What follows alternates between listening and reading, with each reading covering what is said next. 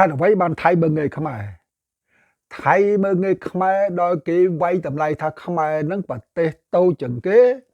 ប្រជាជនតិចជាងគេសភាវុធណាអារឿងចម្បាំងហ្នឹងគឺវាខ្សោយជាងគេខ្លាំងជាងគេទំនើបជាងយើងមិនទៅទំនើបសភាវុធហ្នឹងណាហើយនឹងសេដ្ឋកិច្ចក៏គេថាគេខ្លាំងជាងដែរតែកុំភ្លេចតូចមែនតែខ្លឹមកុំថាណឯងធំហើយណឯងខ្លាំងឥឡូវយើងឧទាហរណ៍ចាស់ស្ដែងដូចជាអ៊ុយក្រែននិងរុស្ស៊ីមហាអំណាចណាមហាអំណាចលោកមហាអំណាចមើល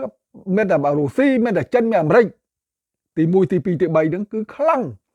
ប្រជាជនរាប់ពាន់លានដុល្លារសំទោសរាប់ពាន់អ្នកបាទហើយនឹងទឹកដីធំសភាវុធបរិមាណូសិតបល័យលោកនឹងសភាវុធខ្លាំងមិនតិចទេខ្លាំងណាស់ចុះហេតុអីក៏អ៊ុយក្រែនតូចមួយណាកម្លាំងតិចសភាវុធក៏ខ្សោយទឹកដីក៏តូចចុះហេតុអីក៏ច្បាំងជាមួយមហាអំណាចឥឡូវ3ឆ្នាំណាមើងងាយកាលរុស្ស៊ីមើងងាយតាំងវាយតែ24ម៉ោងខ្ទេចអស់យកបានណាអ៊ុយក្រែនតែផ្ទុយទៅវិញ3ឆ្នាំឥឡូវគាត់រុស្ស៊ីស្លាប់ប្រមាណជាង1លានអ្នកមិនធម្មតា1លានអ្នកហ្នឹងណាហើយសភាវុធបដាប្រើប្រាស់សម្រាប់ចម្បាំងហ្នឹងអស់ 80% ហើយនៅសល់ទិញឥឡូវកំពុងតែ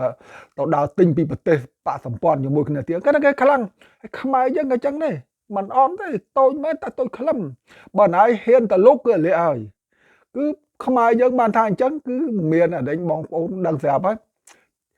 ខ្មែរយើងច្បាំងវិធានារាប់សតវត្សមកទៅហើយបើអញ្ចឹងអារឿងច្បាំងមិនចាញ់ណៃទេណាមិនចាញ់ទៅមានបទពិសោធន៍ខ្លាំងណាស់ណៃមិនមានបទពិសោធន៍ផងយើងឃើញតែហ៊ានថៃណាគាត់លឺច្បាំងដល់នៅយំប្រហិចខ្មែរយើងលឺថាច្បាំងដល់នៅលើកដៃទៅក៏នេះវាខុសគ្នាអញ្ចឹងណាគឺក្លាហានមហាលោតផ្លោះណាក្លាហានណាបើអញ្ចឹងអត់ខ្លាចទេកុំថាណែឯងធំបើចង់កំចាត់បើចង់វាយមើងងាយអ្នកតូចគឺបានទេឥឡូវយើងគិតថាដំរីណាវាងាប់ដោយសារស្រមោចអាស្រមោចចង្អានោះតូចសោះហើយតែសម្រាប់ដំរីបានបងពីដំរីមកស្រែកមកជន់មកធ្វើបាបអាស្រមោចហ្នឹងស្រមោចនាំគ្នាតាមចង្អាទាំងស្រមោចអស់ហ្នឹងអាខ្លះឡើងទុំណាខំតាជាចូលតាជាអាខ្លះខំរំកកូតខំគ្រប់ពិសេសគឺភ្នែកដល់ពេលខ្វាក់ភ្នែកទៅមានស្អីមិនដើរទៅចូលទៅក្នុងទឹកទលេទឹកស្ទឹងទឹកនេះមិនងាប់អាហ្នឹងគឺតម្រៃវាងាប់ដោយសារតែសមោចអញ្ចឹងណាអញ្ចឹងយើងកុំភ័យតែរឿងយើងតូចហើយ